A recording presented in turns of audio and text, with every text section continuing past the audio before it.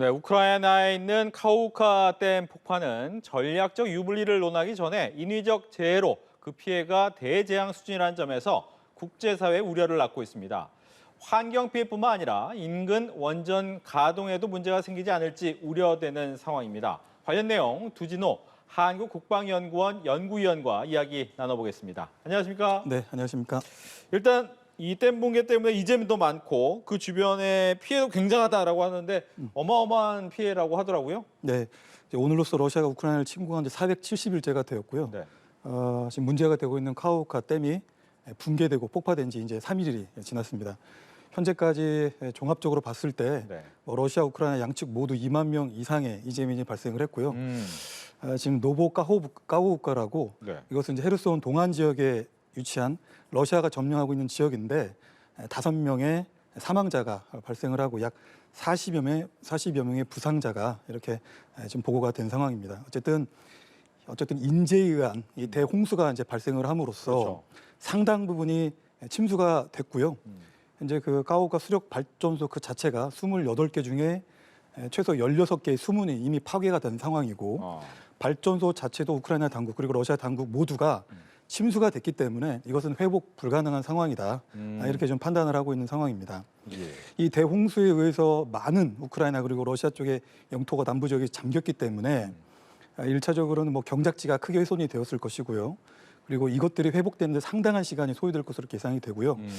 특히 이제 우크라이나 전체적으로 약 17만 제곱킬로미터 지역에 이번 전쟁 과정에서 이제 지뢰가 배설이 되어 있는데 이 대홍수로 인해서 이런 대인질의 대전차 지뢰들이 드니프로, 서한, 동안 육상 지역으로 뭐 극단적인 경우에는 아마도 크림 자치공화국 그리고 세바스토폴 지역까지도 흑해 지역으로까지 유입이 될 것으로 이렇게 예상이 되고요.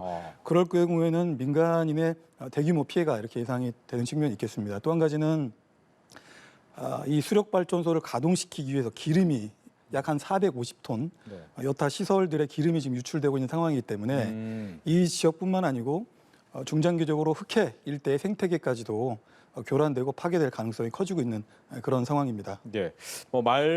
이 설명으로만 들어도 굉장한 피해다라고 생각이 되는데 또 한 가지는 이제 자포리자 원전이에요. 이 원전의 뜨거운 원자로를 이 냉각하는 물이 바로 이 저수지의 물이었는데 이게 문제가 없을까? 보니까 당장은 문제가 없다라고 하는데 당장이라는 말이 좀 걸립니다. 네, 자포리자 원전 6기는 사실상 이제 가동이 중단된 상태이고 그럼에도 불구하고 원자로를 냉각시키기 위해서 그래서 멜트다운이라 해가지고 녹아내리지 않도록 여전히 이제 냉각수를 공급하는 이런 절차들은 진행이 되고 있는 것이죠. 그런 절차들에 있어서 바로 이 카우카의 담수가 공급이 됐었는데 이번 사건으로 인해서 자포리자 원전의 안전에 위협이 되는 것이 아니냐 하는 이런 우려들이 제기됐던 것은 사실인데요. IAEA의 결론상 한 6개월 정도 냉각수로 활용할 수 있는 담수가 예비량이 비축이 되어 있기 때문에 향후 6개월 정도는 문제가 없을 것으로 이렇게 좀 보이고 또 한 가지는 카우카 발전소 상류 위쪽으로 드니에프르 그리고 크레멘추크 그리고 키예프 수력 발전소와 같은 이런 발전소에서 담수가 있기 때문에 필요에 따라서 자포리자 원전으로 냉각수가 공급될 가능성도 있겠습니다. 다만 말씀드렸던 뭐 크레멘추크라든지 드니에프르, 키예프 이 지역을 우크라이나가 지금 관할하고 있는 것이고 자포리자 원전은 러시아가 장악을 하고 있기 때문에 결국 우크라이나가 어떻게 협조하느냐에 따라서 이 부분도 좀 변화가 있을 것으로 예상이 됩니다. 예. 아마 이제 그 댐이 무너지는 영상, 붕괴되는 영상을 많이들 보셨을 거예요. 그 내용을 보면 이제 외부에서 무엇인가 날라와서 댐을 공격했다기보다는 안에서부터 뭔가 터져나온 듯한 느낌이 있었단 말이죠. 그러면서 16개의 수문이 다 붕괴가 됐다라고 해서 아까 말씀해 주셨다시피 복구는 쉽지 않다. 그런데 궁금한 건 그러면 이거 진짜 누가 공격했느냐 이런 생각도 들어요. 어떻게 보셨어요? 양측 모두가 자기의 소행이 아니다. 적대 세력에 의해서 정교하게 기획된 테러 행위다라고 이렇게 러시아, 우크라이나 쌍방 간에 이렇게 비방을 하고 있는 상황인데요.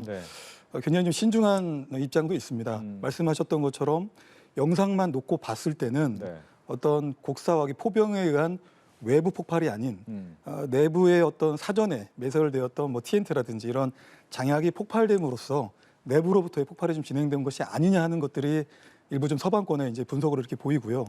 이에 대해서 우크라이나 당국도 오랜 시간 이제 그 지역에 대해서 아마도 뭐 정찰 감시를 지속적으로 해왔겠죠. 이런 정보들을 계속적으로 축적을 해왔을 텐데 정보를 수집해오고 바로 지적하는 부분이 아주 오래전부터 러시아 205 보병 여단이 바로 이 까우카 수문에 네. 일종의 폭발물을 설치를 했다. 러시아에 의해서 이것은 기획된 테러 행위다라고 이렇게 이야기를 하는 주장을 하는 것입니다. 예. 뭐 양측이 팽팽한데 일단 이게 폭파가 되면서 아까 말씀해 주셨다시피 엄청난 물이 나왔는데 이 물 자체가 쓸어버린 곳 자체가 이제 곡물지대가 아니냐, 즉 농경지가 아니냐라는 얘기가 나오잖아요. 이 농경지가 타격을 입으면 곡물 가격이 또 엄청 오르겠네요. 예, 현재 상태에서 얼마만큼의 경작지가 침수가 되고 훼손이 되었는지는 좀 판단하기는 어렵습니다만 이 전쟁으로 인해서 이미 우크라이나 전체 영토의 약 30%에서 40%가 이미 좀 파괴되고 훼손이 되어버렸고요. 이번 까우카 댐 폭발로 인해서 남부 지역 미콜라이오주 그리고 자포리자, 헤르손 지역의 상당 부분이 침수가 되었기 때문에 네. 사실상 우크라이나 남부 지역에서의 상당 시간, 뭐 길게는 수십 년에 이르기까지 경작은 어려운 상황으로 보입니다. 문제는 우리가 잘 알고 있는 것처럼 우크라이나는 정말 유럽의 빵 바구니입니다. 네. 러시아도 마찬가지죠. 그래서 러시아와 우크라이나 이 두 개 국가가 전 세계의 곡물 시장에서 차지하는 그 존재감이 대단합니다. 밀 같은 경우는 2021년 기준으로 밀 같은 경우는 약 전 세계 곡물 시장에서 23% 그리고 보리의 경우에는 24% 그리고 옥수수의 경우에는 13%고요. 네. 그리고 해바라기 씨유 같은 경우는 65%를 차지합니다. 이들 러시아, 우크라이나로부터 생산되고 수출되는 곡물이 또 상당 부분이 아프리카, 에리트리아, 르완다, 콩고, 이집트 그리고 중동의 레바논이나 시리아 같은 이런 개발도상국의 상당 부분이 들어가고 네. 이들 아프리카의 중동 국가들은 또 러시아, 우크라이나에게 50% 이상의 곡물 수출을 의존을 하고 있는 것이죠. 그렇지 않아도 이 전쟁 때문에 흑해가 통제되면서 우크라이나가 그동안에 수출하고 있는 상당량들이 제한적으로 흑해를 통해서 수출이 되고 있는 상황인데 그렇죠. 중장기적으로 이번 대홍수로 인해서 전 세계적인 식량 안보는 크나큰 도전에 직면했다. 이렇게 좀 평가해 볼 수 있는 것입니다. 예. 말씀하신 것처럼 그냥 우크라이나와 러시아만의 문제가 아니라 전 세계에서 식량에 큰 문제가 생길 수 있는 그런 부분이 있는데 그렇다면 국제사회는 과연 어떻게 대응을 해야 되느냐, 대응 방법이 있을까요? 뾰족한 수를 찾기는 좀 어려울 것 같습니다. 다만 이제 저희가 좀 유심히 들여다볼 부분이 있는데요. 네. 흑해를 통한 곡물 수출, 어쨌든 우크라이나와 러시아가 세계 곡물 시장에서 차지하는 그 포션이 엄청나기 때문에 이들 국가의 수출이 좀 자유로워질 때 더 많은 곡물이 전 세계로 글로벌 시장으로 나아갈 수 있는 것입니다. 다만 이 전쟁 때문에 우크라이나는 흑해를 통한 곡물 수출 협정을 통해서 네. 월 한 500만 톤 정도의 곡물을 수출을 하고 있는 상황인데요. 사실 우크라이나는 많은 곡물 재고를 좀 보유하고 있는 상황입니다. 이것을 해소하기 위해서 네. 뭐 동유럽 가까운 동유럽 국가죠. 폴란드라든지 헝가리라든지 불가리아 이 동유럽 국가들의 일종의 무관세 혜택 그리고 수입 쿼터를 지정해서 우크라이나산 곡물을 많이 좀 살 수 있도록 이 동유럽 국가들이 그런 상황이 있는 것이죠. 그만큼 우크라이나가 비축하고 있는 곡물의 양이 어느 정도 되기 때문에 네. 현재 뭐 월 500만 톤 나가는 이 곡물 수출량을 좀 획기적으로 좀 늘릴 필요가 있겠다 이렇게 좀 먼저 볼 수가 있겠고요. 두 번째는 러시아의 러시아 그리고 우크라이나를 관통하는 일종의 암모니아 네. 비료가 있습니다. 네. 이것이 이제 러시아 우크라이나를 침공함으로써 지금 동결이 된 상태인데 러시아는 줄기차게 흑해를 통한 곡물 협정과 바로 러시아산 암모니아 비료를 연계시키는 것을 줄기차게 요구를 했던 것입니다. 그런데 최근에 하르키우 지역입니다. 우크라이나가 지금 실질적으로 점령하고 있는 이 지역에서 이 파이프라인, 러시아로부터 우크라이나 영토를 관통해서 넘어가는 비료 파이프라인이 이제 파괴가 됨으로써 이 흑해를 통한 곡물 협정에 앞으로 협상도 좀 어려워진 그런 부분이 있는 것입니다. 이런 부분들이 좀 해소가 된다면, 즉 러시아산 비료, 암모니아가 이 흑해 곡물 협정을 통해서 같이 연계가 돼서 패키지로 뭐 수출이 된다든지 이런 조치들이 이루어진다면 보다 흑해를 통해서 많은 곡물들이 글로벌 곡물 시장에 나아갈 수 있을 것으로 이렇게 좀 기대를 해봅니다. 예, 말씀하신 것처럼 뭐 그렇게 되려면 우크라이나하고 러시아가 조금은 협조하는 모습이 돼야 되는데 쉽진 않아 보인다 말이죠. 특히나 앞서서 얘기 나왔지만 댐을 누가 폭파했느냐에 가지고 이거 국제위원회 꾸리자라는 얘기도 나왔는데 이건 가능한 얘기입니까? 예, 어제 이제 에르도안 튀르키예 대통령이 이제 재선 이후에 네. 또 이제 자기 정치를 본격화하고 있고요.